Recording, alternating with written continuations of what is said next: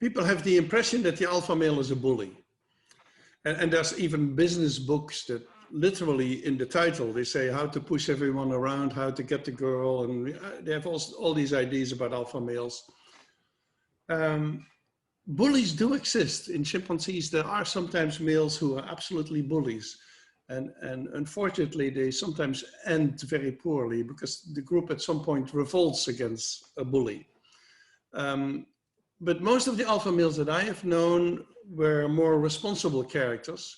They also worried about their position and the privileges going with it. I'm not saying that they are not taking the benefits from the position.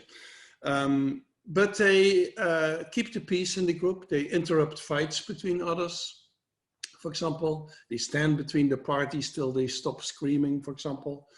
They console others. They show more empathy than the usual male. Females in general show more empathy than males, but the alpha male is usually an exception, is a male who comforts everyone.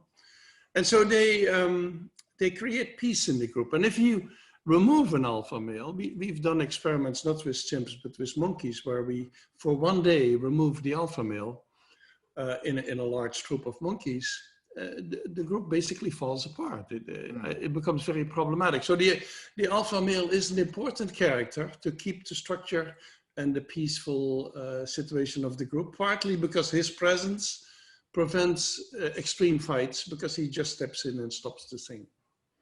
Yeah, and I think that that's a wonderful template. The way I use it, just in my class, because I teach U.S. history and government, and I talk about, leadership throughout history, and then, our current situation in government. And the way I kind of promote it is we want a leader who will do those things, because it's worked in our evolutionary code.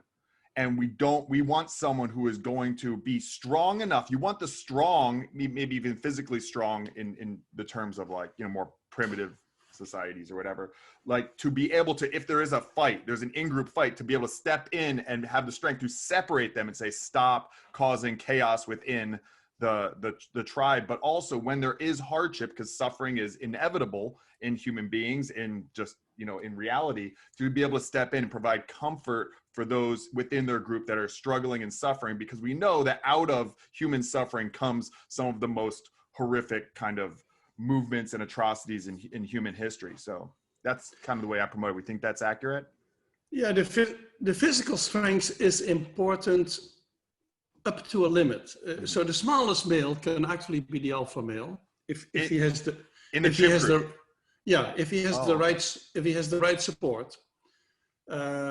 He will have support of other males and support of females.